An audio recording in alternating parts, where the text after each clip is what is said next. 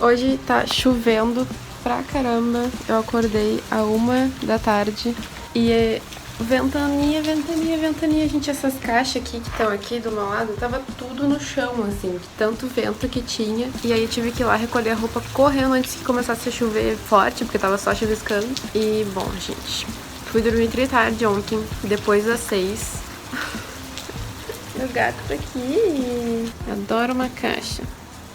Mas enfim, aí eu fiquei editando vídeo, consegui editar 2 vídeos ontem, o que tá bom. Eu preciso editar no mínimo mais um hoje pra ficar tipo, tá tranquilo. Mas se eu editasse 2 hoje de novo vai ser melhor ainda. O problema é que são 2 vlogs e vlog pra mim a gente precisa do dia inteiro pra editar um vlog. Então vai ser um pouco difícil fazer isso. Mas daí eu tive ideia pra outro vídeo que seria mais rápido de fazer, só que daí eu teria que filmar e editar hoje. Com licença.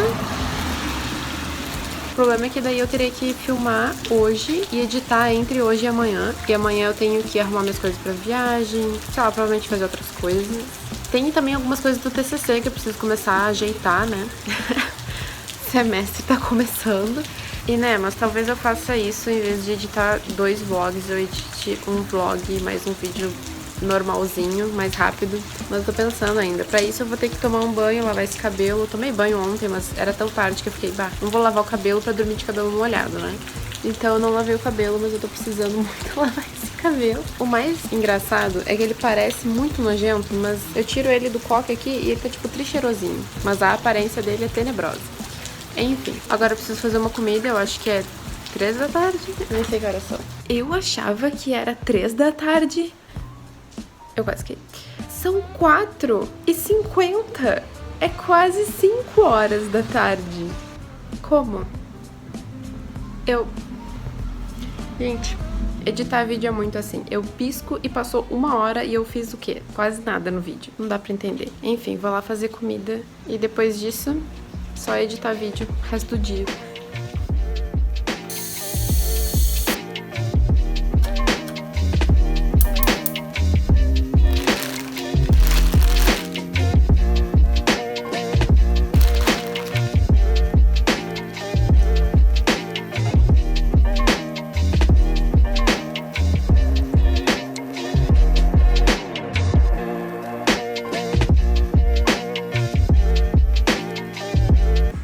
Dá pra acreditar que é o mesmo dia e tá esse sol. Acabou a chuva. Olha o sol que tá, gente.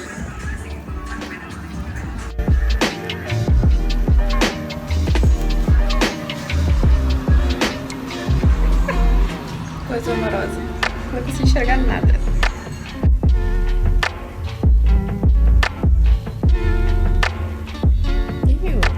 Gente, eu tava aqui, começando a me preparar pro vídeo. Eu pensei, vou gravar um time-lapse pra esse vlog. E aí eu pensei em pegar o meu ring light só pra, tipo, porque ele tem esse suporte aqui pra celular, então eu ia deixar o celular aqui. Ele tava ligado na tomada, certo? Daí eu pensei, vou ter que tirar ele da tomada pra botar aqui. Só que eu puxei um pouquinho e o cabo veio sozinho e eu pensei, ué, como assim? Cadê a parte da tomada? O meu gato roeu o cabo do meu ring light. Eu tô quase tremendo de raiva, gente. Vocês não têm noção. Eu paguei 100 e poucos reais por isso aqui. Eu vou ter que comprar um outro agora. Tomara que eu consiga consertar, porque felizmente é a parte que vai na tomada e não a parte disso aqui, porque eu acho que se fosse do cabo que conecta no ring light, esse pá ia ser pior pra consertar. Mas, gente, eu tô muito chateada. Usem o meu link da Amazon pra eu poder comprar uma outra ring light.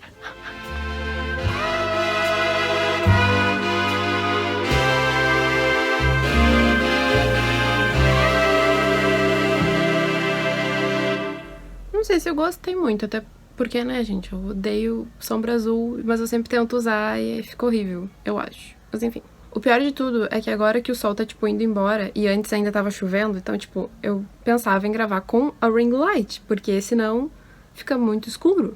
Agora eu não sei mais como é que eu vou fazer. Chateada. Acho que eu vou desistir de filmar o vídeo. Então eu deveria não tá me maquiando agora. Bom, agora que eu já comecei, eu vou terminar. Ai, gente, tô chateada. E o pior de tudo é que a ring light eu deixava no quarto separado, onde a gente quase não abre. E sempre que eu terminava de usar, eu tirava da tomada e enrolava o cabo em cima dela pra, tipo, o cabo não ficar exposto. E justamente, tipo, na única vez que eu não faço isso, isso acontece. Então, gente, ainda com esse negócio do cabo, eu, tipo, cheguei lá pro meu namorado e falei, preciso de consolo. E ele, no fim, pegou e falou, vamos consertar. E aí, a gente consertou. A gente já testou na tomada, então tá funcionando. Mas ainda tá meio fraquinho, assim, né? Então eu preciso dar mais uma enrolada na fita isolante. Por isso que nem eu falei, sabe? Ainda bem que foi na parte que vai na tomada. E não nessa parte antes desse coisa aqui, porque antes, esse fio daqui, eu acho que deve ter vários fiozinhos que não podem se tocar, enquanto esse daqui, só 2 fios não podem se tocar. Então a gente teve que desencapar, conectar um, enrolar com a fita isolante, conectar o outro, enrolar com a fita isolante, separadamente, e agora, depois de isolar, né, bem os dois, a gente passa mais fita isolante pra deixar bem forte. E aí é isso. Daí eu acho que eu vou gravar meu vídeo. Igual assim, gente, o sol praticamente já se foi, não tem mais nada. Inclusive, meu quarto é muito escuro, então já não tinha muita luz aqui dentro mesmo. Mas é isso, pelo menos eu tenho meu ring light de volta, então vai dar pra gravar relativamente bem.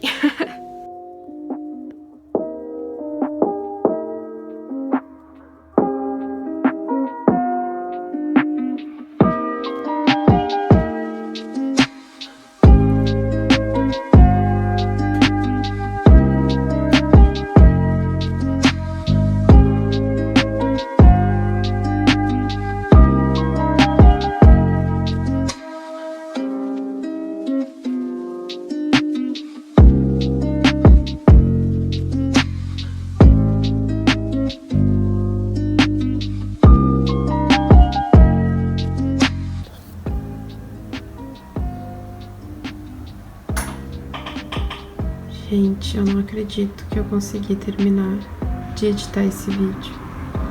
Tá renderizando agora. O problema é que tem 40 minutos e, tipo, eu odeio revisar um vídeo que tem 40 minutos. E o pior de tudo, eu terminei esse vlog, mas eu ainda tenho outro vlog mais antigo que esse pra editar.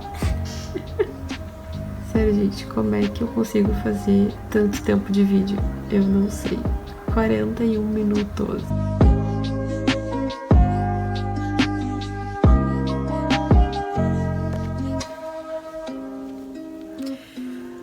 Bom dia, gente. Dormi em cima do lençol com a mesma roupa do corpo. A bagunça da pessoa, né? Eu meio que já levantei, mas daí eu voltei aqui pra cama um pouquinho. Ai, que sono. Isso que são quase 2 da tarde. Fui dormir depois das 6, eu acho. Enquanto o vídeo tava renderizando. Aí agora eu botei pro YouTube. Eu tô com um pouquinho de dor na garganta. Então eu espero que não seja nada demais. Agora que o vídeo tá fazendo upload, eu vou ver se eu consigo terminar mais um vlog, ou eu edito outro vídeo, ou eu faço os dois, mas também eu tenho que arrumar as malas, né? Então, por enquanto é isso. E aí esse dia, então, gente, vai ficar bem ruim de vlog, porque não vou ler nem nada e eu tenho essas coisas pra fazer, que basicamente eu tô fazendo já faz uns 3 dias. Mas, gente, essa unha preta fosca, amei, gente. Amei. Sério. Adorei. E eu vou tomar um café agora. E... Porque sim, eu tentei fazer uma maquiagem melhor que a de ontem. E eu nunca faço o olho de gatinho, mas eu fiz. E, gente, eu gostei do resultado. O que vocês acharam?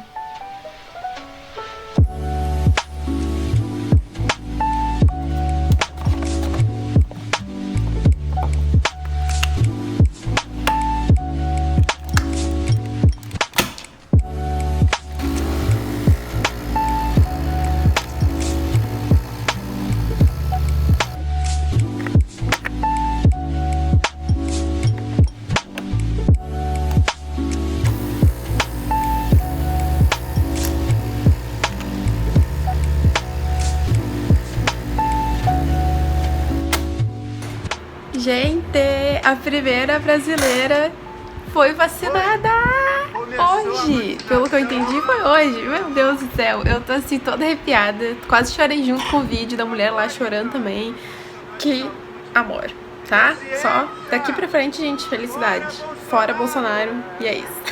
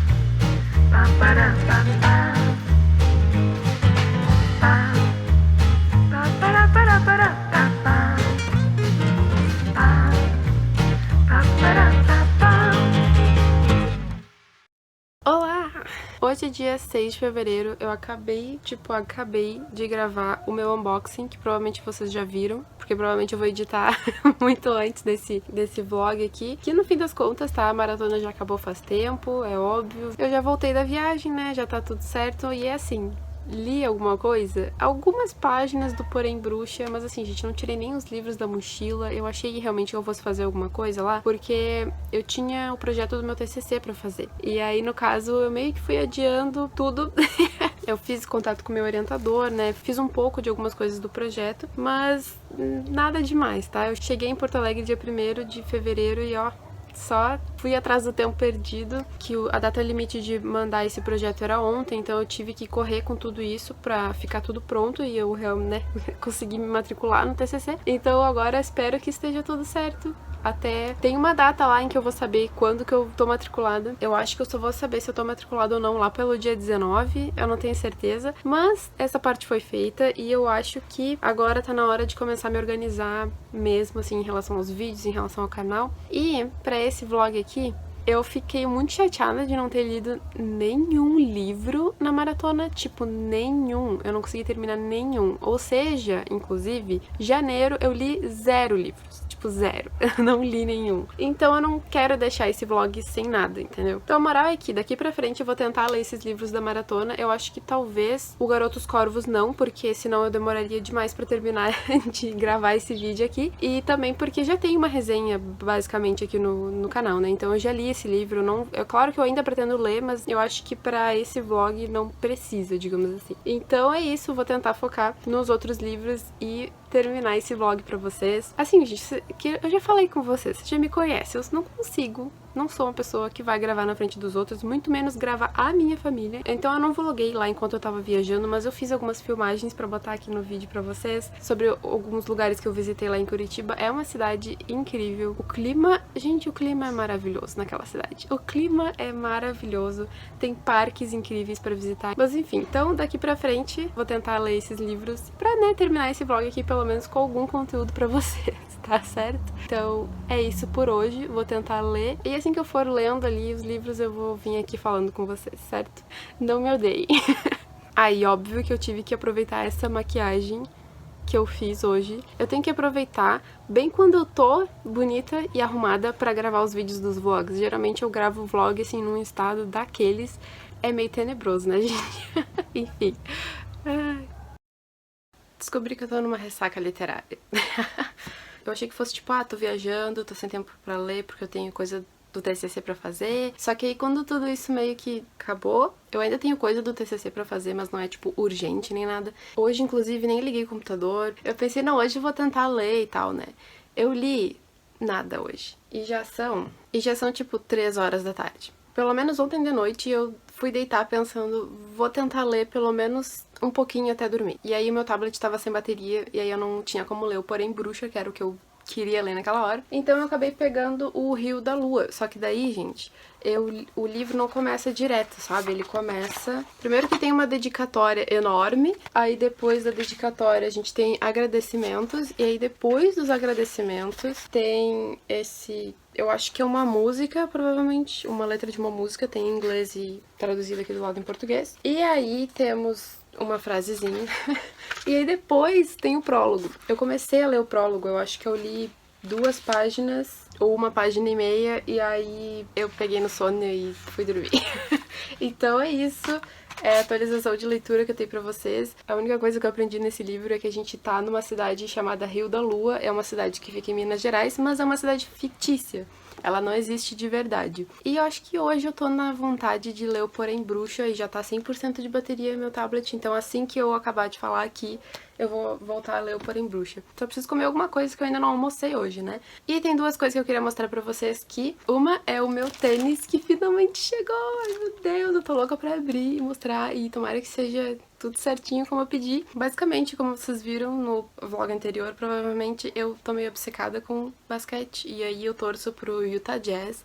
E o líder do time do Utah Jazz é o Donovan Mitchell, que é um cara... Eu acho que, tipo, ele é um ótimo jogador. Ele não é o melhor da NBA nem nada do tipo, mas ele é um ótimo jogador. Ele é o melhor do Utah Jazz, eu acho. Ele é considerado um dos melhores jogadores da NBA. Uma coisa que eu acho muito legal nele é que ele tem a concepção de que a educação pro mundo é muito importante. E nos Estados Unidos, não sei se vocês sabem, é muito complicado. Pessoas que não têm muita grana... Aqui no Brasil já é assim, mas lá nos Estados Unidos é um pouco pior, porque lá é muito complicado de conseguir bolsas, e se tu não consegue uma bolsa, é tipo impossível, eu acho, de tu conseguir fazer uma faculdade, porque todas as faculdades lá são pagas. Então ele meio que criou um fundo pra oferecer faculdades pagas pra pessoas que não têm dinheiro, e eu acho isso sensacional. E aí o que acontece é que ele tem uma linha de tênis, e eu fui experimentar o tênis dele numa loja, pensando, bom, a linha de tênis dele é meio ok, não é tão bonita nem nada do tipo. Só que é uma linha de tênis esportivo, e eu não tenho um tênis esportivo. Eu tenho um, mas tá meio velho. Eu meio que roubei da minha mãe também, então sei lá. Aí eu pensei, já que é o meu jogador favorito, né, quem sabe eu não compro o tênis dele. E aí eu pensei, de repente, primeiro experimentar. Não é a cor que eu queria, mas eu queria experimentar, ver se servia bem, se era confortável. Gente, é tipo... É o melhor tênis, eu acho que é o tênis mais confortável que eu botei no meu pé na minha vida, eu adorei. Na loja da NBA em si, foi o lugar mais barato que eu consegui achar esse tênis, porque esse tênis é caro pra caramba. Vocês não têm noção do quão caro é esse tênis. Mas enfim, comprei da cor que eu queria e aí tá aqui, vou mostrar pra vocês. Espero que isso também me ajude a me incentivar a fazer meus exercícios que eu gosto de fazer. Incrivelmente, durante a pandemia eu encontrei certos exercícios que eu gosto de fazer e eu gostei de fazer. E aí eu espero que esse tênis me ajude a dar aquela motivação pra fazer, sabe? Eu acho que vocês me entendem, né? E outra coisa também que chegou é uma camiseta que o meu namorado comprou pra mim. Tem essa estampa aqui na frente, eu acho que a estampa de trás é a mesma, mas aí atrás tá muito maior. E eu achei linda, que eu tô precisando de mais camisetas brancas. Girls, no money, more power. Foi feito aqui no Brasil, eu não tenho certeza de onde é a loja. Olha, veio lá de Santa Catarina. Meu namorado também pediu uma camiseta pra ele, que eu achei muito legal. Esse Wanted me lembra, tipo, GTA, por algum motivo. Vamos ao pacote do meu tênis. E eu vou rasgar mesmo. Eu tô rasgando o plástico. A tinta toda da impressão tá ficando na minha mão. Jesus.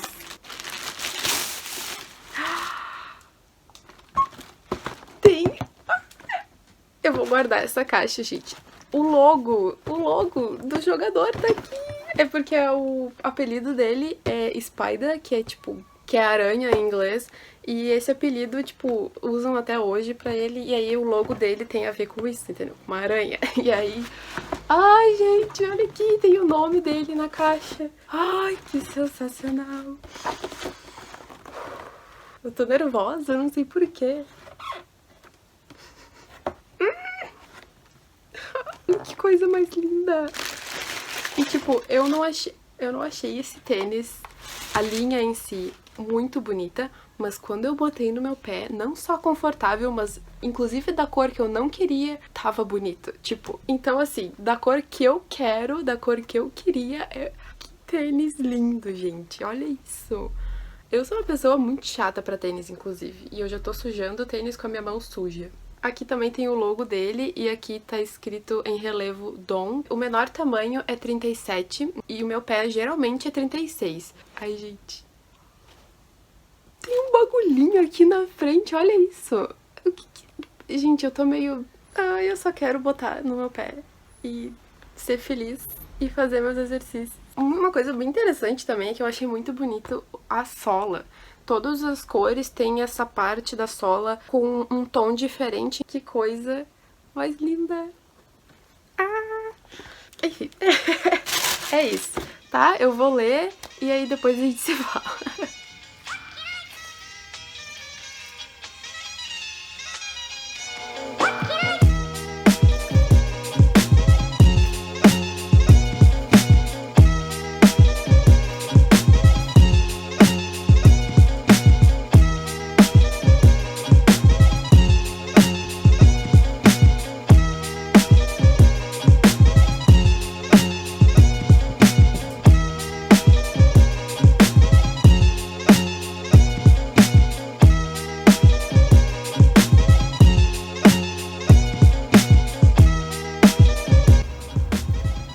Gente, meu time tá jogando e perdendo.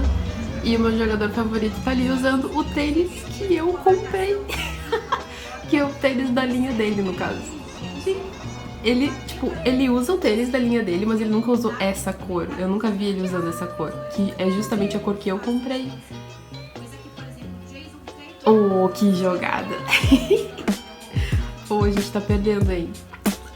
Mas a gente vai ganhar.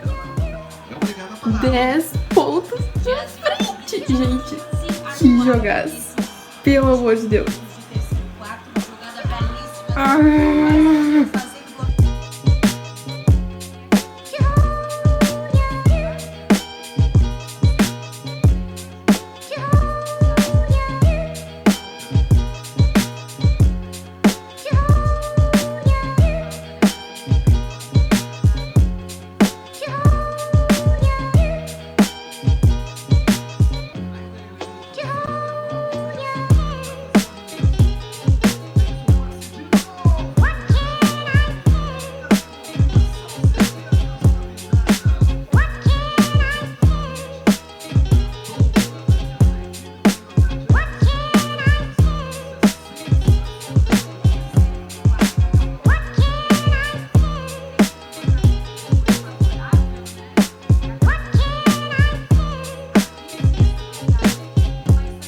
Eu adoro quando um personagem fala de outro personagem no meio do livro.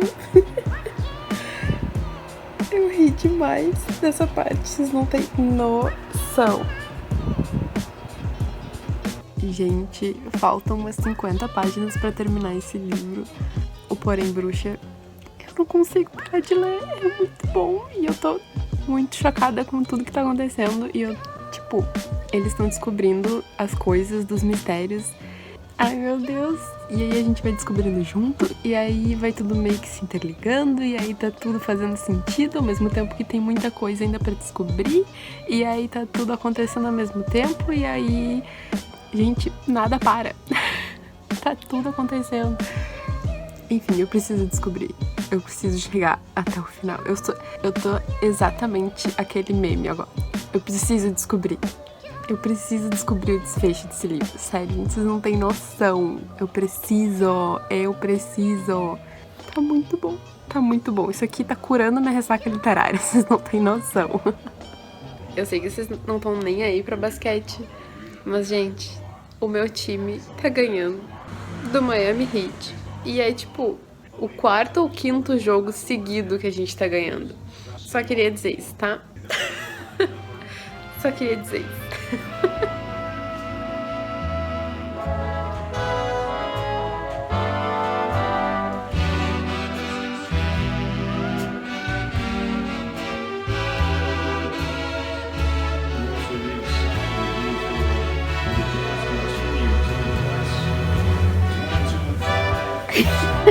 Coitada da guria.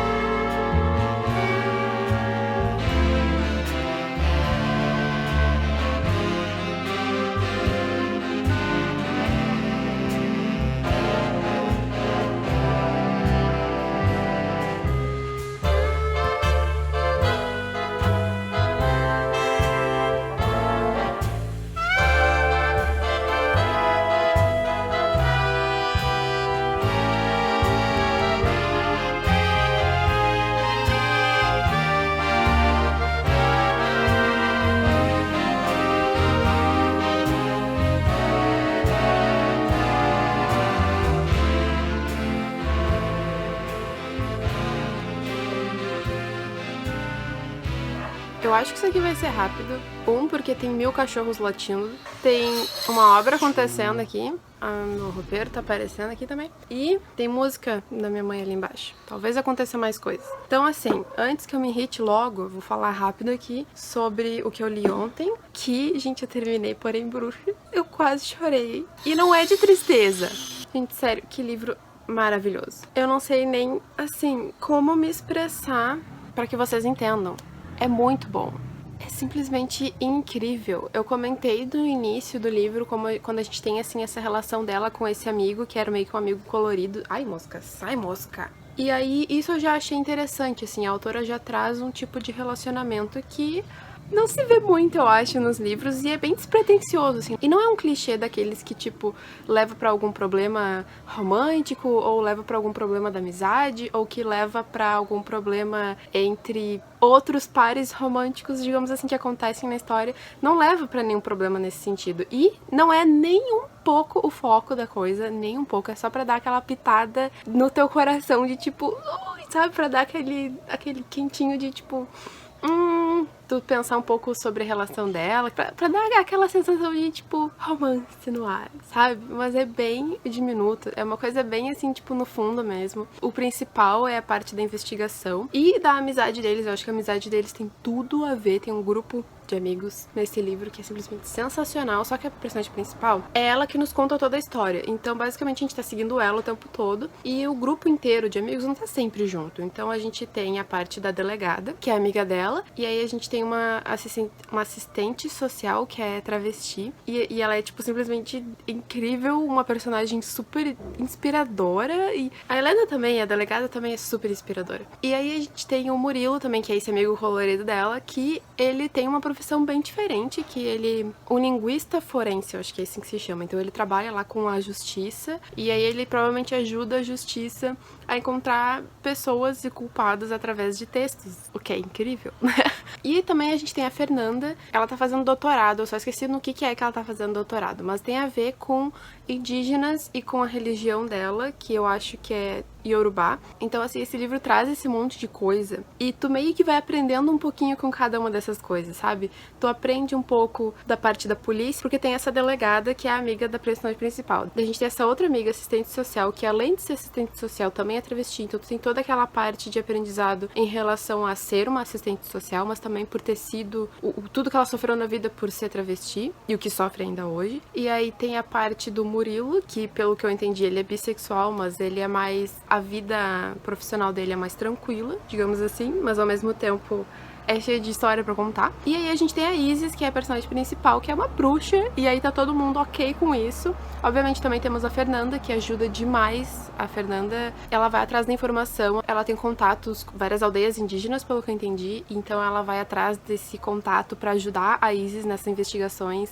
E, gente, é tudo sensacional, todo mundo ajuda e todo mundo tem um papel super importante, seja na investigação ou seja na história como um todo, porque todo mundo ajuda e todo mundo é incrível e todo mundo é inspirador nessa história. Além de que o mistério permeia o livro inteiro, então tu não sabe de tudo até chegar no final, mas ao mesmo tempo, tu não começa sem sabendo do nada, tu começa exatamente sabendo o que a Isis sabe. E aí ela vai descobrindo as coisas junto contigo, que tu vai também descobrindo as coisas. Só que tu pode fazer algumas relações que ela não fez no livro. Então é tipo, mas é pouquíssima coisa, que eu acho que 2 coisas eu lembro de ter pensado sobre antes que ela tenha feito a conexão. Então eu não cheguei a fazer super a conexão, eu pensei, isso aqui pode ser, mais adiante pode ser importante. E ela meio que não deu bola pra aquilo na hora, porque não foi uma super revelação, foi só, fulano fez tal coisa com tal coisa. Eu, essa tal coisa me parece ter a ver com essa outra tal coisa. Aí mais adiante no livro ela, pera, isso tem a ver com a outra tal coisa,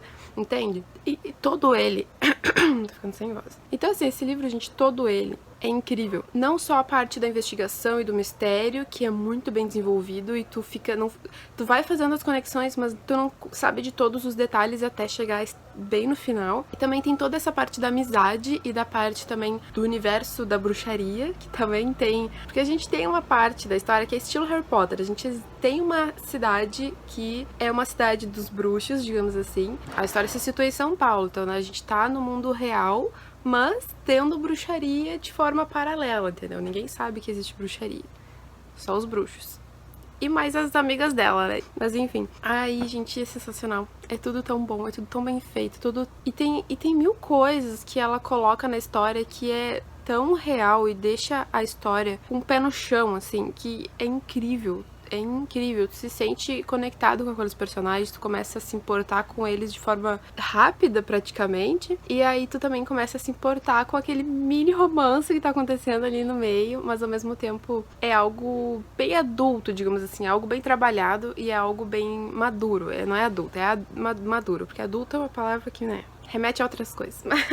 Mas enfim, não tem cliffhanger nenhum, tá? Não tem nenhum gancho pra nenhum outro livro, mas ela deixa brecha pra existir um segundo livro, tanto porque a gente não tem um desfecho super fechadinho no sentido de que todo mundo viveu feliz para sempre. Não, não é assim. É tipo, ela meio que dá a entender que todo mundo viveu feliz para sempre, mas com aquele fim de que as coisas vão continuar, as coisas têm seu rumo. Aí fica pra sua cabeça imaginar como que vai ser esse rumo, entendeu? Da vida deles. Além também de poder ter uma próxima investigação a ser feita pela personagem principal, né?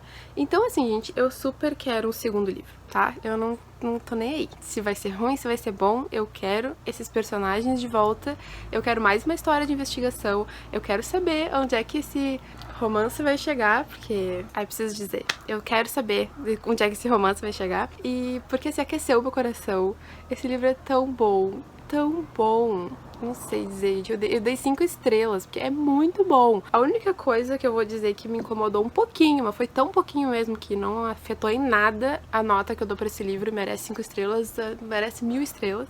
Mas enfim, a única coisa que incomodou um super pouquinho foi algumas coisas da escrita, tipo, eu cheguei a anotar isso. Por exemplo, tá? Tem uma frase aqui.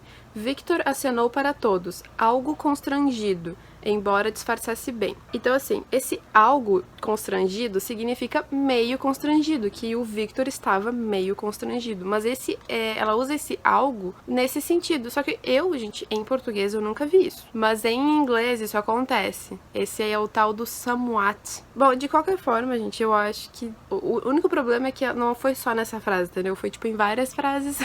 Então, por isso que me incomodou um pouquinho só. Pode ser uma coisa do sul, então. E em São Paulo eles usam isso assim mesmo, mas eu acho estranho usar algo como se fosse meio...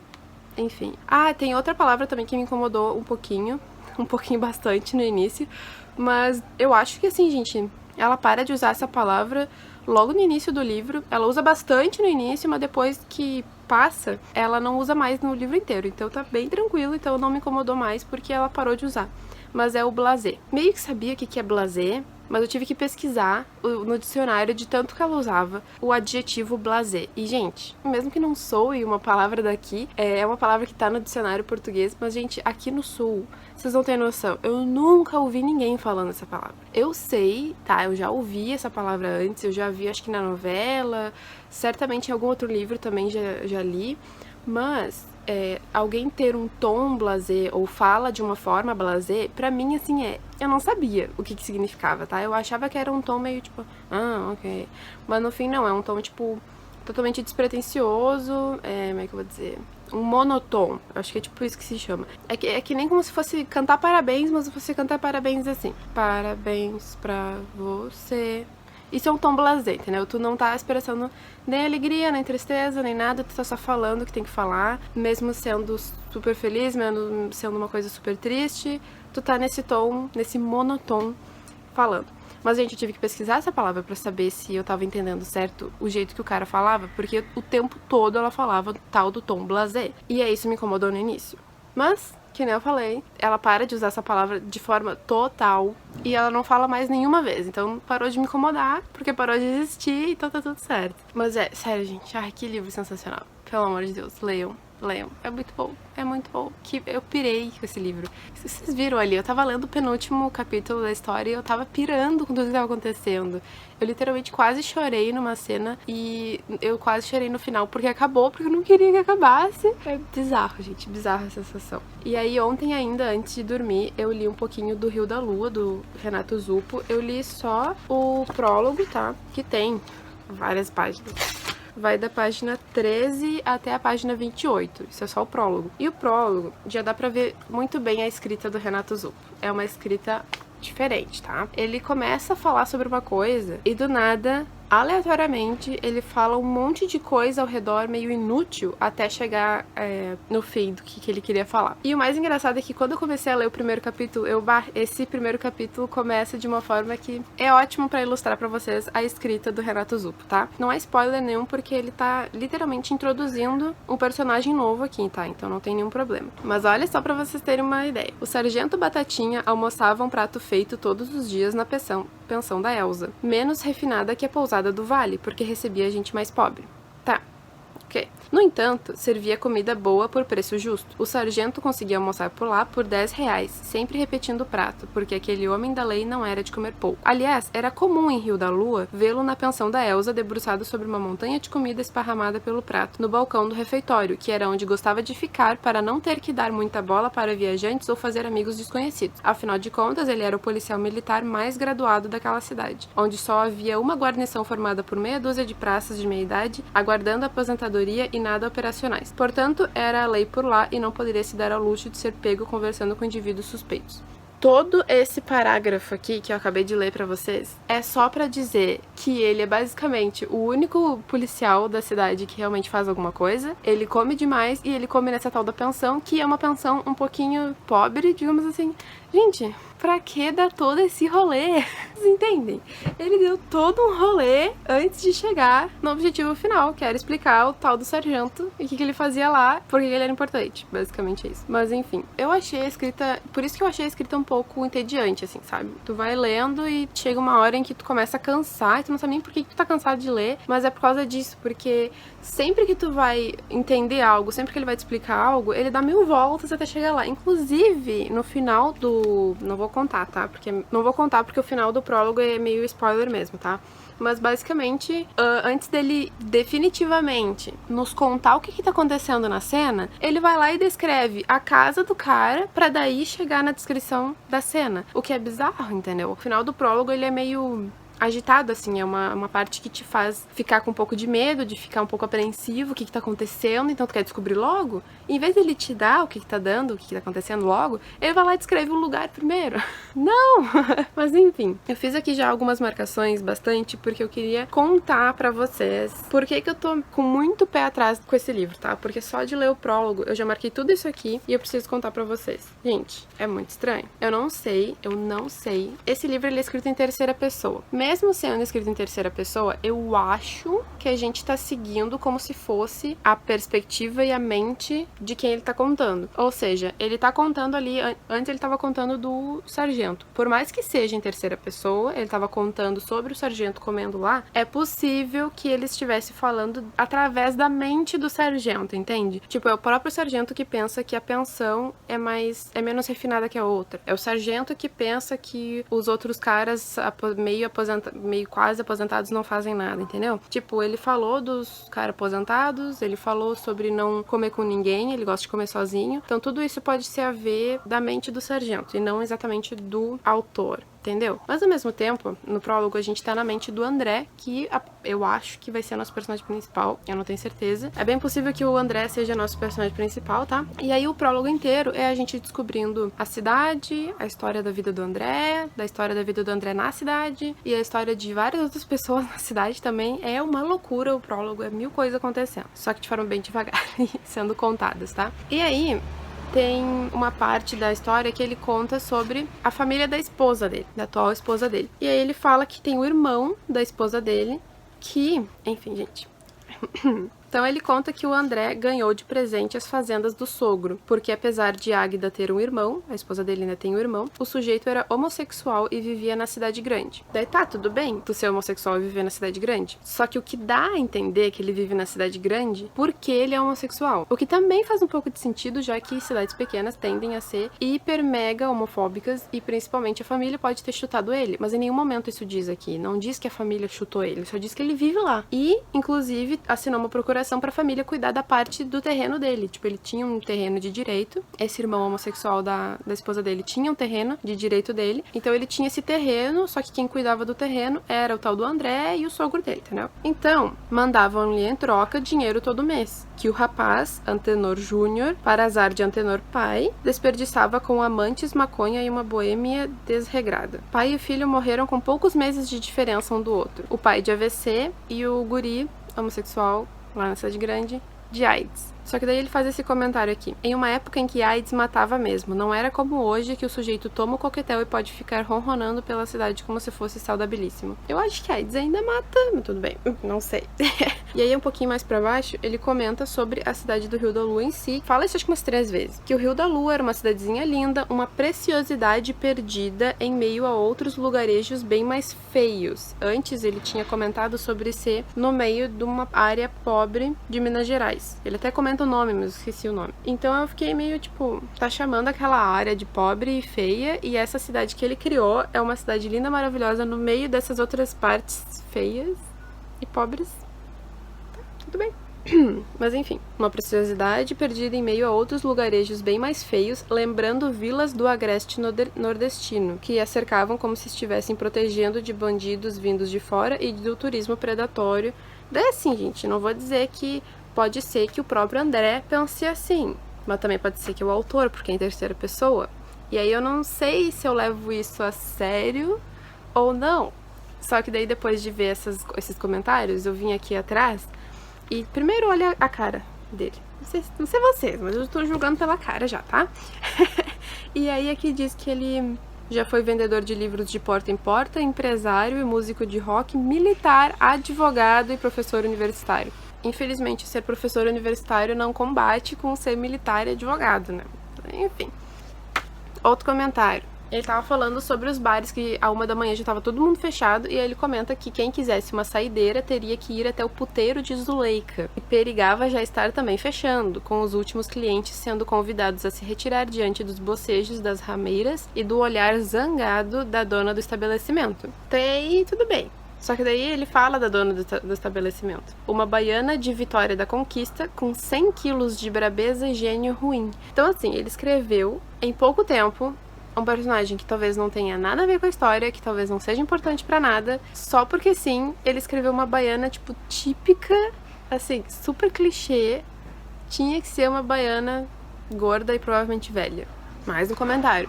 Aqui ele tava falando da mulher que aprendeu a tricotar, daí ela fazendo gorros e meias ela já fazia com perfeição. E agora ensaiava um pullover, enquanto ele pensava que com a meia-idade chegada e com Águida tricotando, era melhor ele já ir comprando uma cadeira de balanço e uma bengala, para combinar com aquela figura clássica do casal de idosos vivendo em um casarão vazio em uma cidade no interior. Tipo, só porque a mulher tá tricotando, enfim. Aqui tem outra parte. Pra vocês verem que o personagem principal é um bosta mesmo, tá? Ele tava pensando em chamar a mulher pra sair no dia seguinte, fazer uma caminhada, uma coisa assim. Daí ele comentou, era só animá-la e animar-se, além de ver se ela perdia aquele ranço de velha tricotando e parava de preocupar-se com as amantes dele, que nem eram tantas assim. Já teve época em que comia umas 3 ou 4 por fora. Agora eram só 2. Sua secretária Renilda, porque secretária a gente tem que comer mesmo, e a veterinária Dulcinha Guedes, que era um caso antigo dele. Ali, ele só suspendeu a comilança quando ela andou casada. Mas, como toda devassa que se preza não dá certo no casamento, Dulcinha logo viu que seu negócio era mesmo viver enroscada, de modo que deu um pé na bunda do marido, um contador de fazendas que pouco parava por lá, e logo retornou à vida serelepe e à alcova de André, que mantinha um sítio 20 quilômetros dali, arrendado de um afilhado dele, só pra sacanagem. O último comentário, tá? Eu prometo. Aqui ele tá falando sobre uma coisa trágica que aconteceu com uma mulher, tá? E do nada ele desata a falar da filha dessa mulher que aconteceu uma coisa super trágica. Daí ele fala, Cristina tinha uma única filha, Gorete, que era professora de ensino médio e fundamental de matemática, das boas. E põe boa nisso, que André sabia só tinha... Desculpa, gente. E põe boa nisso. Era um mulherão e, pelo que André sabia, só tinha dado para 1 ou 2 caras vindo de fora, um advogado e um assessor de deputado. Ninguém em Rio da Lua, nenhum rapaz que fosse, podia dizer que tinha dado um beijinho sequer na moça. Ela só pegava coisa importada. E raramente, a ponto de dizerem que era lésbica. Mas ela não parecia lésbica, tampouco a mãe, de quem tinha puxado as beltas do cabelo louro acetinado e do quadril bundudo que toda a rapaziada olhava rua afora. Isso, gente... Para, meu amor. Tá, meu vizinho tá me expulsando, então assim, gente, só queria dizer que isso tudo foi só no prólogo. Só no prólogo. Vocês têm noção? Eu vou tentar continuar lendo isso aqui, mas se isso aqui pegar no meu pé desse jeito o resto do livro, eu acho que eu vou ficar um pouquinho chateada. Não sei se eu vou conseguir terminar esse livro não, gente. Porque eu super tô com a mente aberta, pensando, não é o autor, é o personagem, ele tá criando esse personagem babaca. Eu até aposto que boa parte do personagem é pra ser babaca mesmo, sabe, sobre isso, diamante. Duvido que o cara tenha essa ideia como a ideal, sabe? Mas ao mesmo tempo, precisa ser assim. Eu vou tentar intercalar, eu acho, essas leituras aqui, entendeu? Pra ver se eu não me canso tanto da porcaria que isso aqui tá sendo, tá? Mas, fora isso, o que acontece no fim do prólogo é tipo... Uou, sabe? É meio assim, um terrorzinho. Então, eu tô a fim de continuar lendo só pra ver onde é que isso desata. Mas, se isso for muito ruim pro resto do livro, eu não vou querer, não. Enfim, gente, vou continuar lendo aqui. Falei que ia ser rápido, eu fiquei meia hora aqui gravando.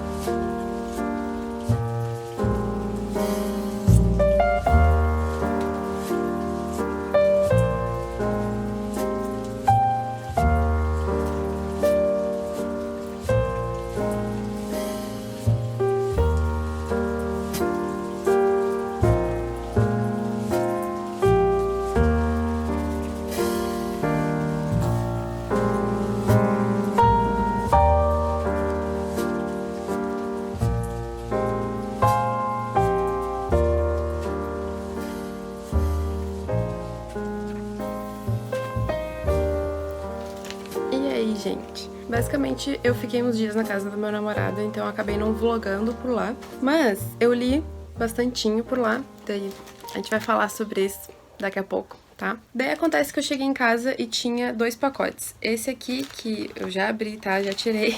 Já tirei do pacote, era o segundo livro dos Garotos Corvos, finalmente chegou. E agora sim, gente, a edição certinha. Olha só, combinando. Ai, louca pra ler. Provavelmente em março, acho que eu vou ler isso aqui. E também chegou umas roupas da Shein que eu comprei. Eu nunca tinha comprado na Shein antes. Então, veio assim nesses pacotinhos bem bonitos. Tem coisa que eu não vou mostrar pra vocês que eu comprei, tá? Mas um pijaminha que eu comprei que eu... Gente, coisa mais linda! Olha isso aqui. É uma calça e uma blusa. Aí, no caso, a calça tem todo esse padrão de estrelas e planetas, e é muito confortável e lindo. E a blusa, ela é bem simplinha, ela é preta, escrito Dream, mas também é bem larguinha e o tecido, gente, é muito confortável. Eu não lembro quanto que eu paguei, acho que foi uns 50 pila, ou menos, eu não lembro, então, tipo, valeu super a pena. Hoje é uma terça-feira e agora acho que já devem ser umas 4 da tarde, ou mais, 4:30 da tarde. O sol, gente, não existe.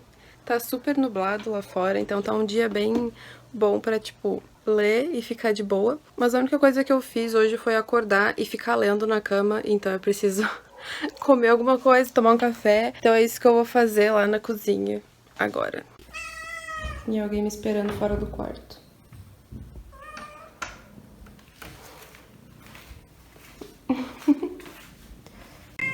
Meu Deus, gente, eu cheguei na cozinha. Eu não faço ideia do que é isso. Eu acho que é caco de vidro. Meu Deus do céu. Então, né, gente? Botei minha gata pra fora. Meu outro gato já tava lá fora, então... Enfim, gente. Ai, já varri a cozinha inteira e agora eu vou tomar meu Minion. E eu achei melão. Melão? Mamão. Melão. Na geladeira. Amo melão. Também que tomo meu café da manhã, de tarde, mas tudo bem. Então assim, gente, basicamente, eu até levei esse livro lá pro meu namorado, mas eu não li nada, porque se eu parar de ler esse aqui, eu não volto mais, tá? Eu tenho plena consciência disso. Teve um dia que eu deixei de ler, o dia seguinte eu pensei o dia inteiro em pegar esse livro, eu não peguei. Então, assim, eu fui pegar acho que só no final do dia, assim, tipo, quando eu fui dormir. Então, assim, se eu parar de ler esse livro, eu não volto mais, eu tenho certeza disso. Porque esse livro, gente, eu preciso terminar. Eu preciso terminar só pra dizer o quão ruim é, porque esse livro é uma tristeza, gente. Depois que eu falei pra vocês sobre o prólogo, meio que só piora, só que numa escala um pouco menor, digamos assim. No prólogo, que nem eu comentei com vocês, aquelas partes todas, todos aqueles comentários meio ruins, tava tudo no prólogo.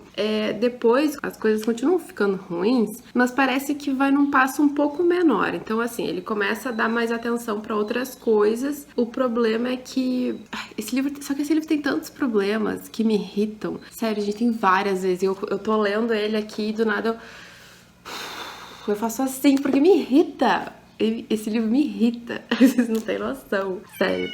O que é? Tu que quebrou, né? Foi tu que quebrou o prato, né? Acho que foi um prato que foi quebrado, não sei. Mas sério, gente. Poxa vida. Eu acho que mais tarde eu vou sentar com vocês direitinho e ir pelos post-its que eu fiz aqui. Mas, de forma geral, tem coisas que também estão me irritando. Não só essas passagens que eu marquei. Inclusive, se eu der esse livro pra alguém, doar, vender, eu vou colocar uma nota, um post-it bem grande aqui na capa mesmo, falar assim: boa sorte, tomara que você goste desse livro, tomara que seja uma experiência boa. Os post-its são as piores partes do livro pra mim. Sabe, eu certamente colocaria um post-it desses se eu fosse doar, porque eu não cheguei a marcar o livro, só botei post-it mesmo, então assim, é só tirar e o livro tá novo em folha.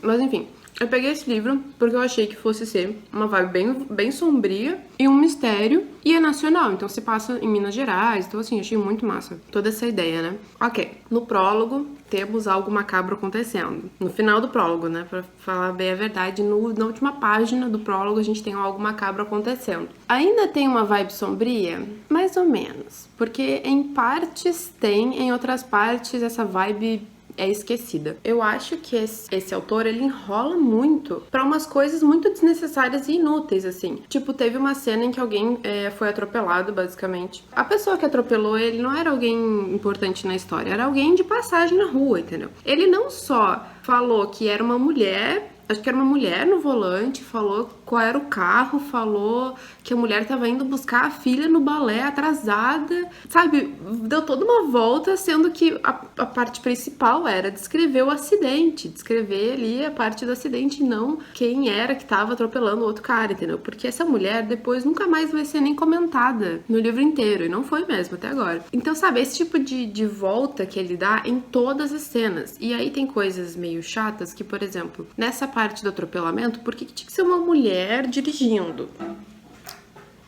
Aí tem uma outra parte que a gente tem uma delegada principal aqui na história. É essa delegada que tá encarregada de cuidar dessas investigações, sei lá o quê. Na verdade, não é bem uma investigação. A polícia só quer fechar. Aconteceram 3 suicídios nessa cidade, só que tá todo mundo achando que são suicídios. Só que é o que acontece. A polícia... Eu não entendi, na real, por que a polícia não consegue totalmente fechar. Basicamente, é um monte de incompetente, porque se todo mundo acredita que é suicídio, ninguém foi falar, nem os parentes falaram, tipo, não foi suicídio, investigue isso aí. Ninguém falou isso, a cidade não falou isso, a polícia não falou isso. Então todo mundo, inclusive políticos e a polícia, só querem fechar, dizer que foi suicídio, acabou. Só que eu não sei por que eles não fazem isso, entendeu? Porque eu não sei por que diabos isso não acontece no início da história. Essa delegada aparentemente é uma incompetente por algum motivo que eu não faço ideia qual é. E aí basicamente é meio que como se essa delegada ou se a polícia fosse incompetente o suficiente pra não fechar esse caso, sendo que não tem ninguém contra a ideia dos suicídios,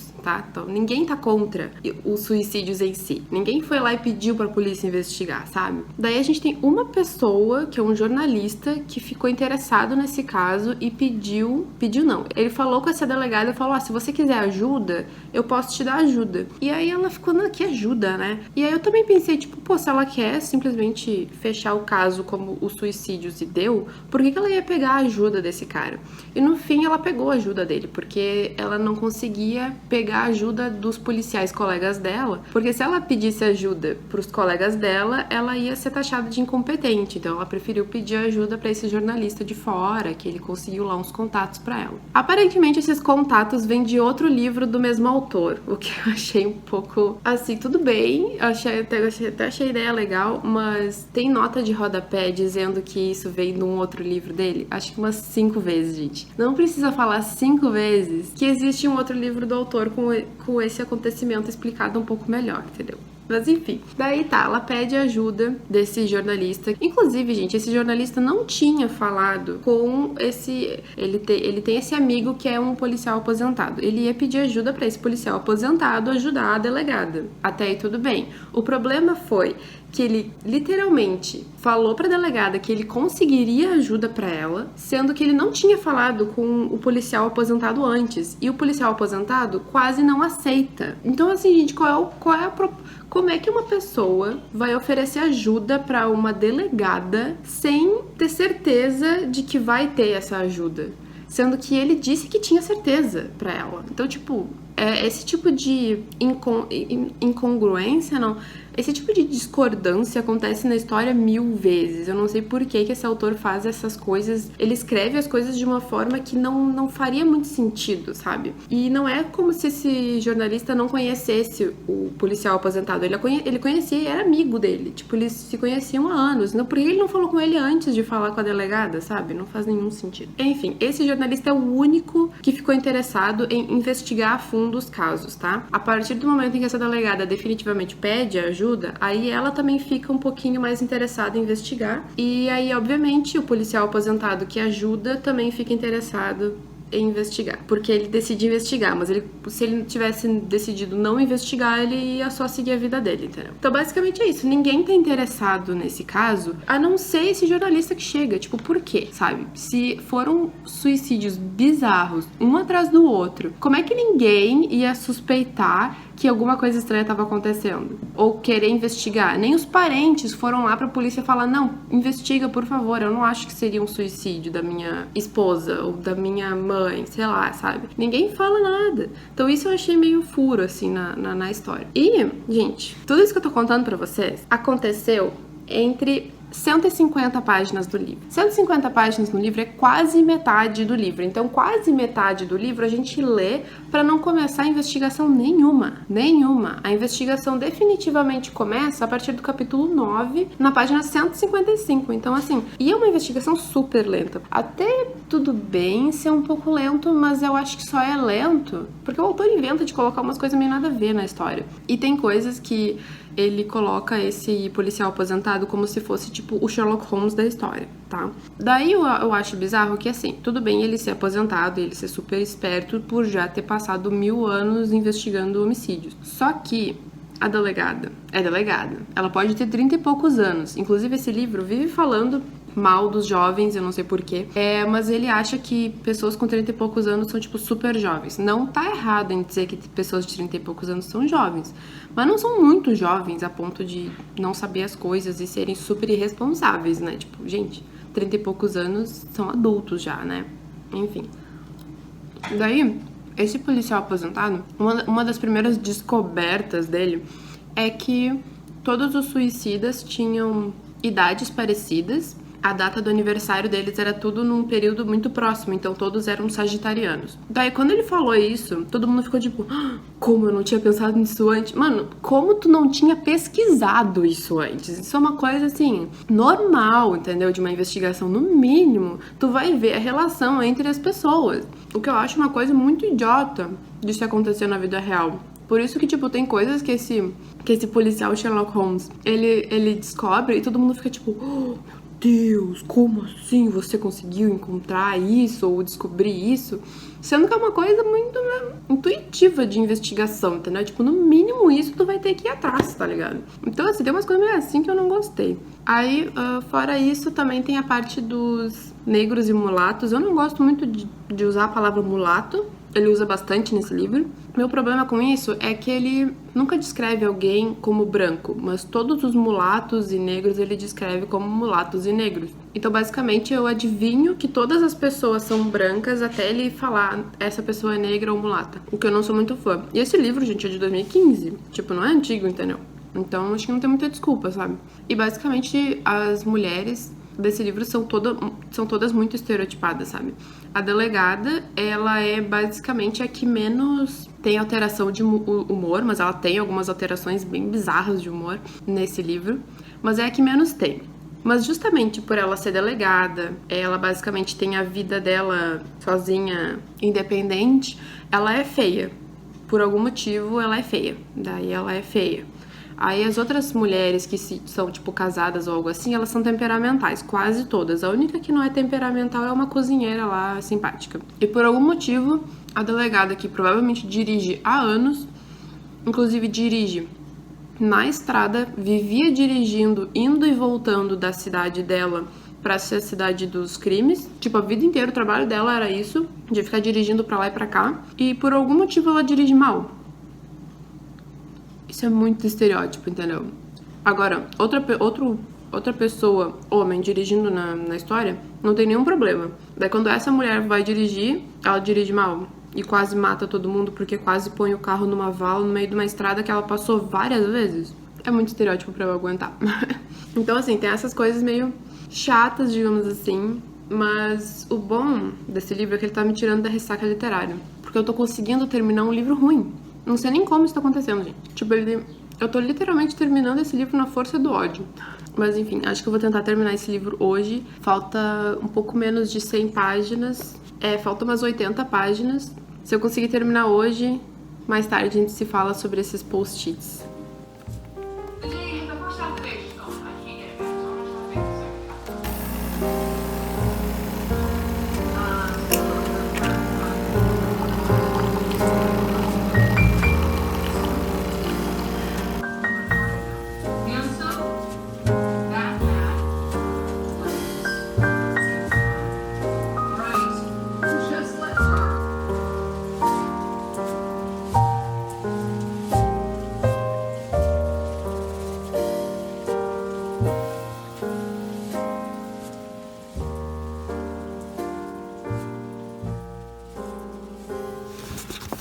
Outro tipo de inconsistência que eu falei pra vocês. Aqui esse personagem fala isso, mas ela confessou. Flammarion, que dos três era o que menos entendia de leis, não se conformava. Sendo que o Flammarion, há tipo alguns capítulos atrás, falou pra uma outra personagem que ele fez direito. Então ele cursou o curso inteiro de direito e ele é investigador de sinistro. E como é que ele vai ser o que menos entende de leis? Não faz nenhum sentido isso. Esse livro só me deixa com raiva. A delegada saiu da cidade pra fazer um negócio lá na capital do estado. Buscou gente, buscou ajuda e voltou pra cidade. Enquanto ela estava fora, um monte de coisa aconteceu e foi revelado e a investigação seguiu. Ela voltou, contaram tudo pra ela e ela, em vez de tipo ficar, nossa, beleza, vamos atrás disso e disso e daquilo, ela ficou histérica e maluca e saiu gritando e não ficou satisfeita com o trabalho deles. Como? Sendo que ela, enquanto estava sozinha a cargo das investigações, não fez nada perto do que eles fizeram. Não tem como ela não ficar satisfeita com o que eles fizeram. Tudo bem ela ficar braba com algumas coisas da história toda, isso eu entendo. Mas simplesmente não ficar satisfeita com o que eles conseguiram encontrar e ficar histérica por causa disso, gente. Por quê? Só porque ela é mulher. Só. Não faz nenhum sentido.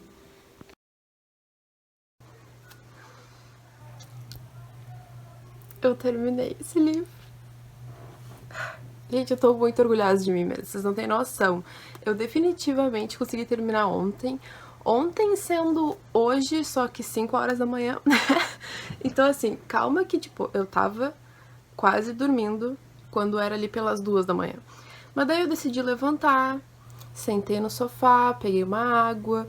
E aí eu continuei lendo, porque assim, eu fiquei com aquela vontade de terminar o livro porque faltava tão pouco.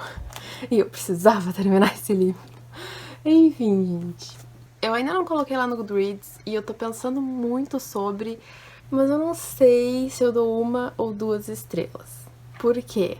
O final do final tem uma revelação que conclui de uma forma que tu não esperaria ou provavelmente não pensaria. Porque assim, gente, o capítulo 18 é o último capítulo. Chegamos no capítulo 18, tu pensa, tá tudo resolvido, já tá todo mundo se arrumando pra terminar os últimos afazeres, digamos assim, né? Tipo, tal pessoa já foi descoberta, tal pessoa já foi presa. E aí surge do nada, assim, a gente meio que tem uma resolução de, tipo, achar quem é culpado, prender essa pessoa e tudo mais.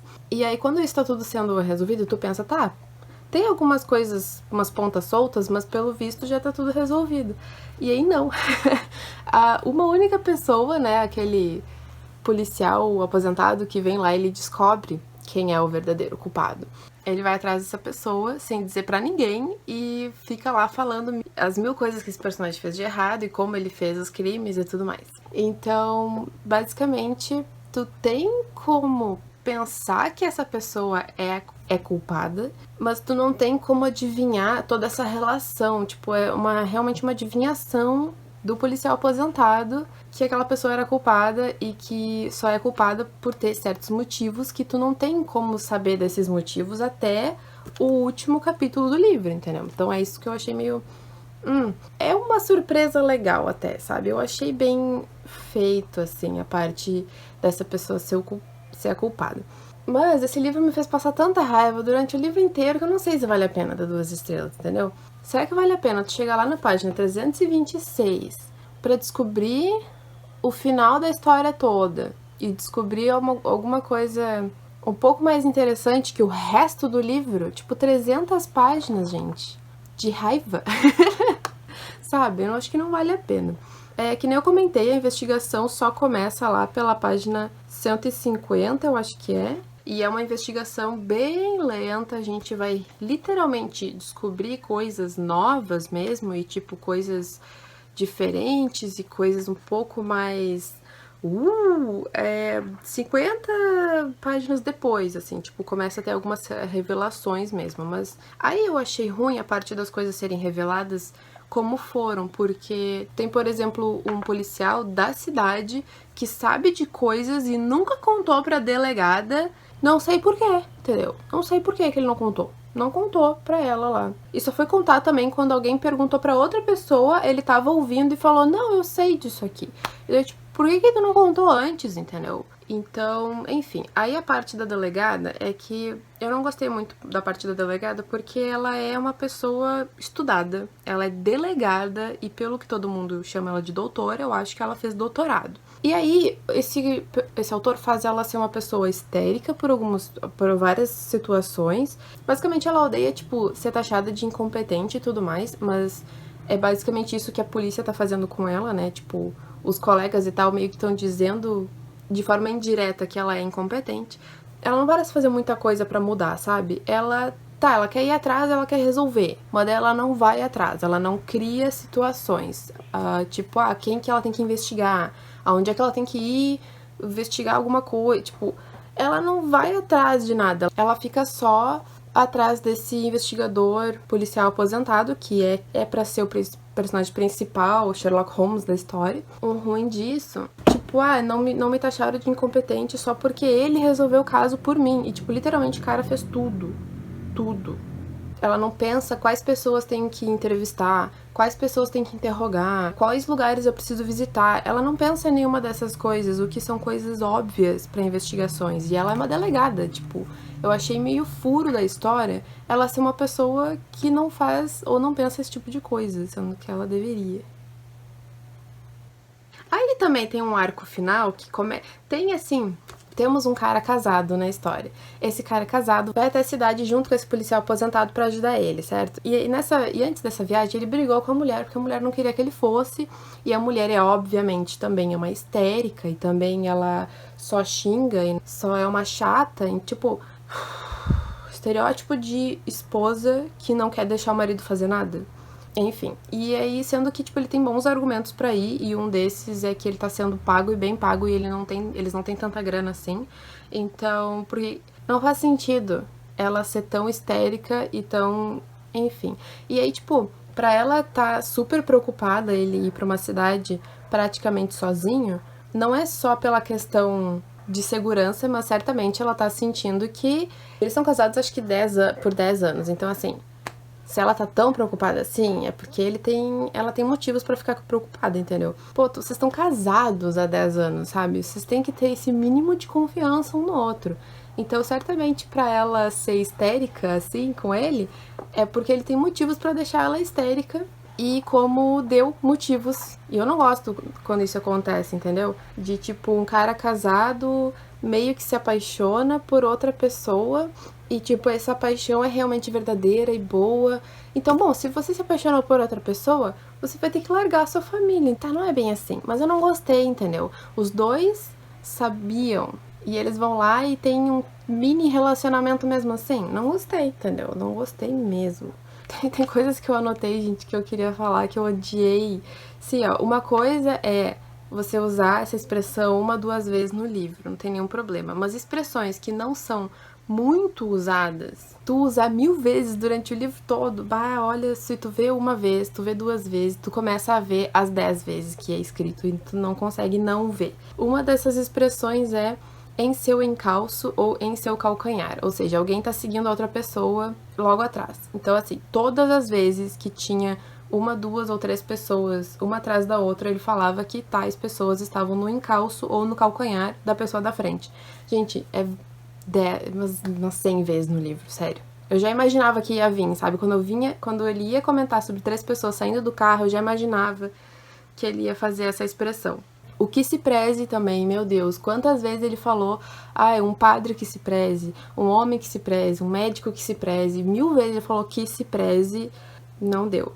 E o tal do policial aposentado, ele falou 1000 vezes a expressão de pijama, mesmo que ele esteja falando do policial aposentado com essas palavras, esse policial aposentado de pijamas, e ele falou isso umas 100 vezes também. E um que mais me irritou foi o chorar seus mortos, ou nossos mortos, porque a cidade, várias pessoas da cidade estavam chateadas com o tanto de atenção que estavam recebendo e queriam ficar em paz.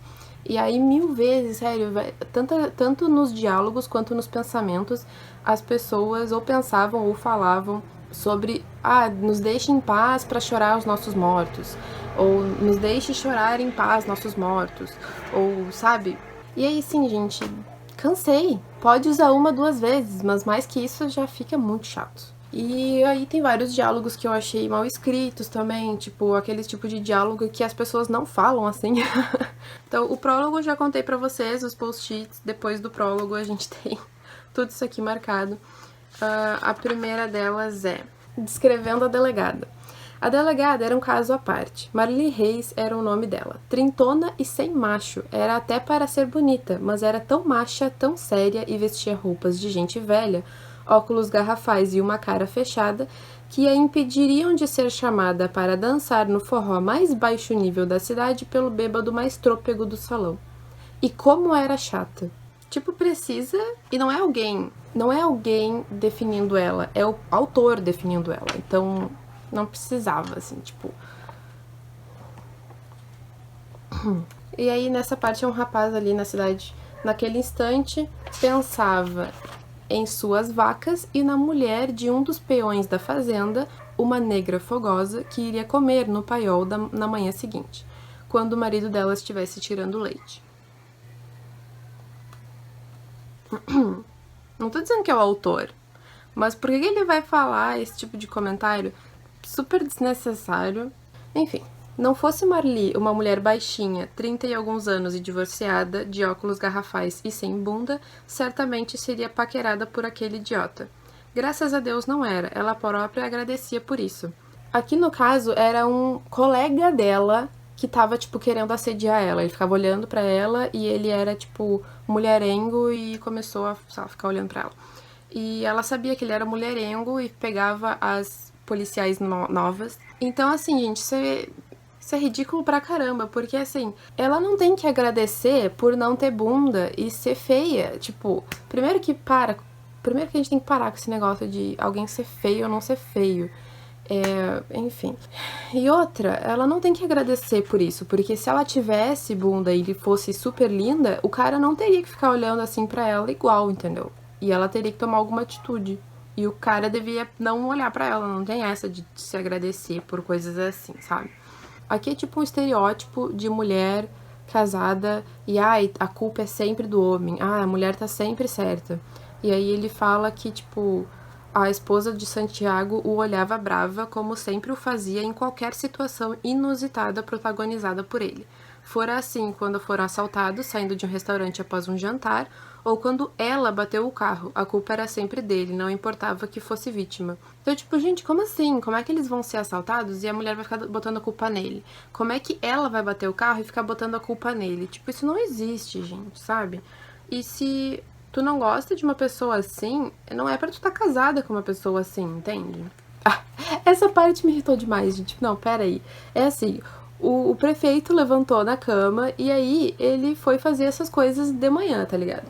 Naquela manhã de um sábado radiante, fez ele próprio o café, porque sua mulher Genoveva, depois da maturidade, acho que é maternidade, passara a dormir até mais tarde e ele, que era daqueles maridos que não reclamam, não iria começar a fazê-lo justamente agora.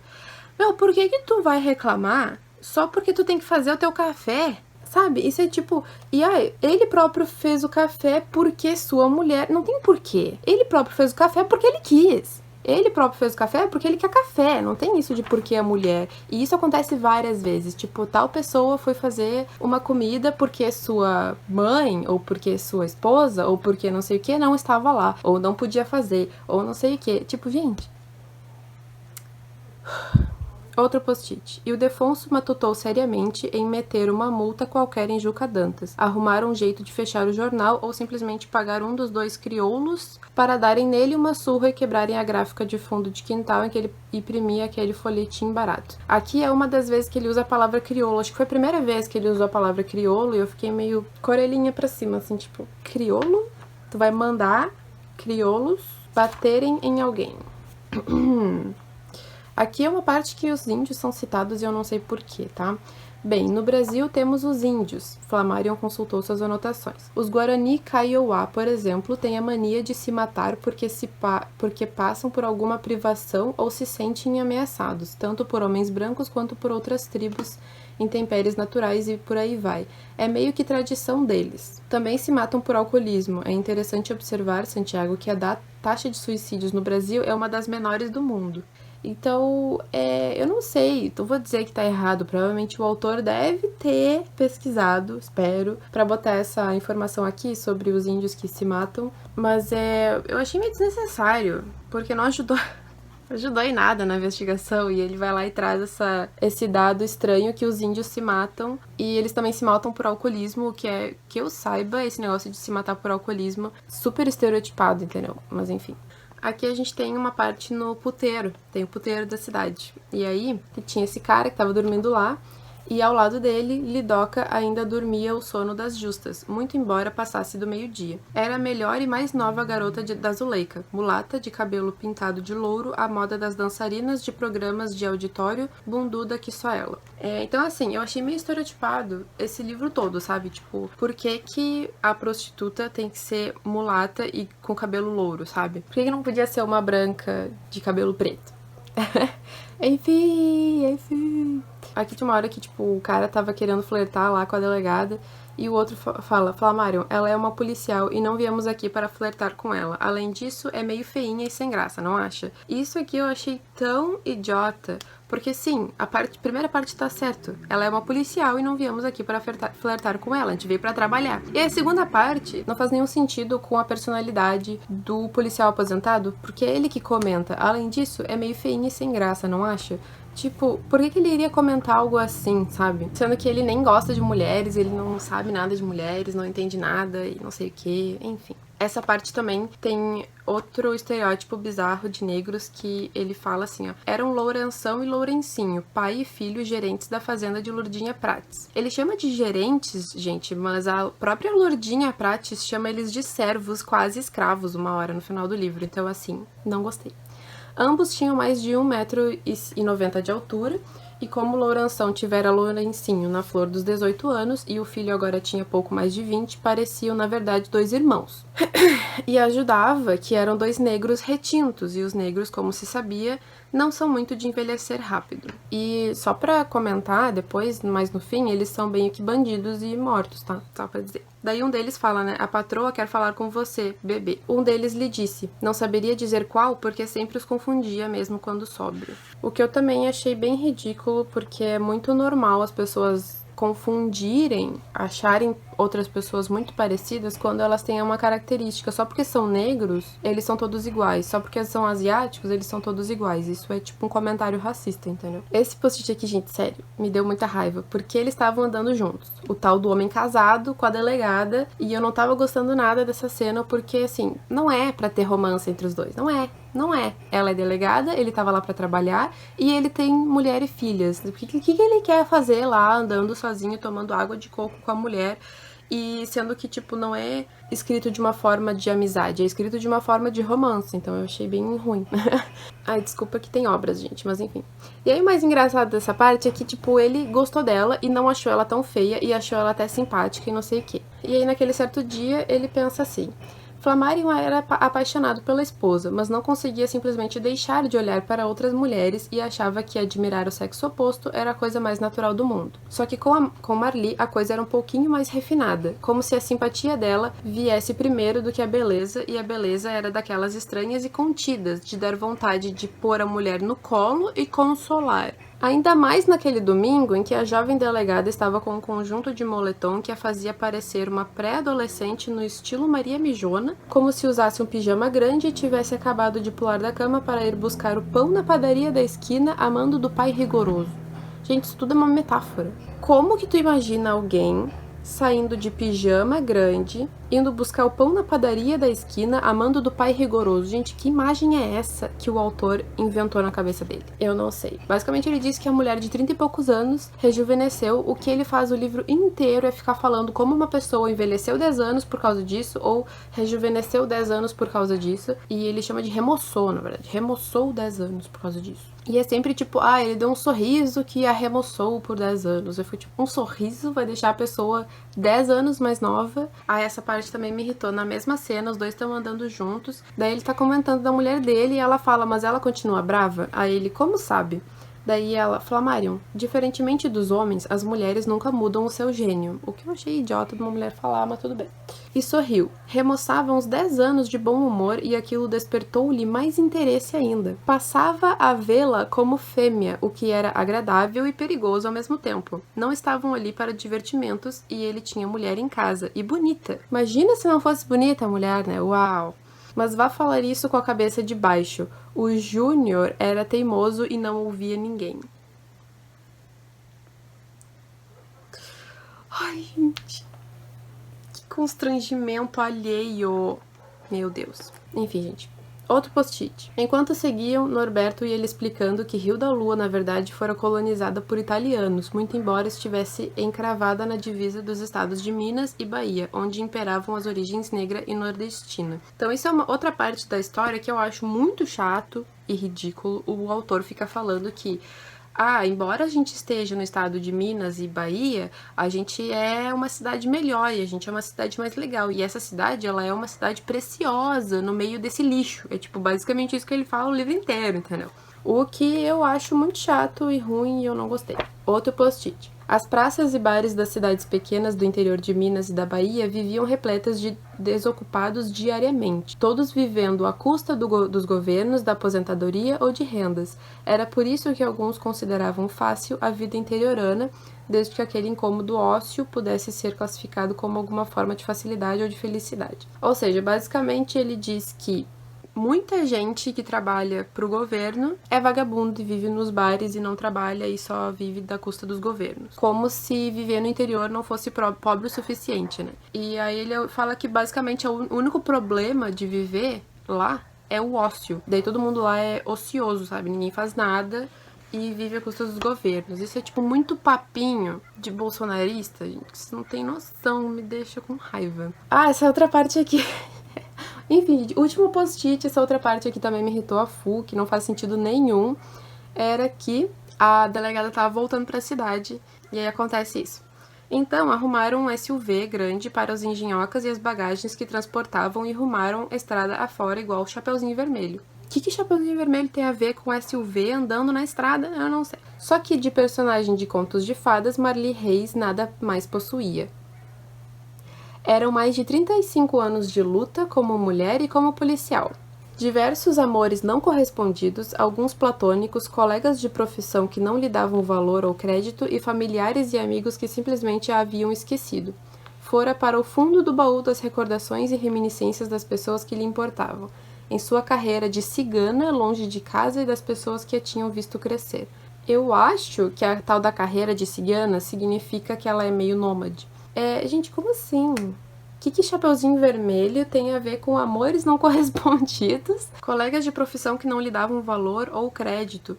Essa é a parte que me irrita nesse livro, porque ele fala isso como se ela merecesse valor e crédito e tudo mais, e ela não faz muito por merecer. Tudo bem que ela tem uma má sorte daquelas, e tudo acontece de errado, mas é que, tipo, o mísero tempo que ela deveria estar indo atrás, investigando ou sei lá o quê, ela não faz nada. E aí eu não entendo por que esse autor quer que a gente goste dela como profissional e como pessoa, mas ao mesmo tempo ele não faz com que ela seja uma boa pessoa, um bom profissional, uma boa policial, entendeu? Então assim, 1 estrela pra esse livro. Depois que eu contei isso tudo pra vocês, não dá. 1 estrela pra esse livro. Ontem de noite eu peguei esse livro aqui, só que em vez de continuar da página, eu tentei reler tudo e aí eu comecei a ficar com sono e dormir. Só que assim, gente, eu realmente tô gostando muito desse livro aqui e eu vou falar algumas passagens pra vocês verem como é que é a escrita. E é uma escrita assim, gente, que eu acho incrivelmente parecida com a minha, né, por mais que eu escreva textos acadêmicos hoje em dia, o Lucas me parece um tipo de escritor um tanto quanto confuso.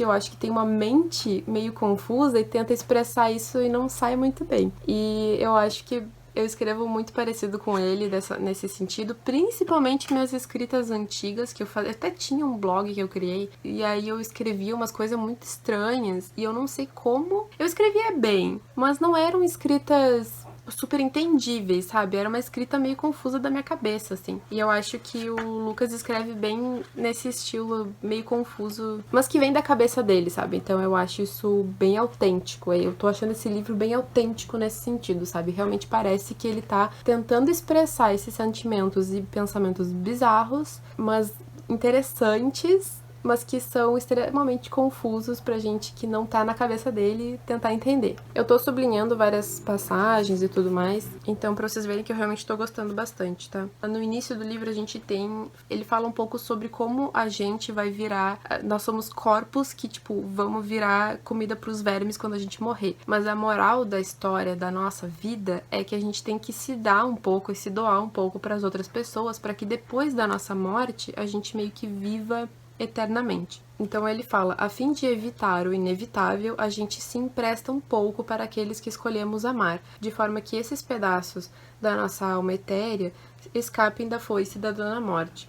O legado imaterial sobrevive ao fim, seja em forma de arte, histórias, laços ou ideias. O nosso único patrimônio, que é potencialmente eterno, é feito de nada.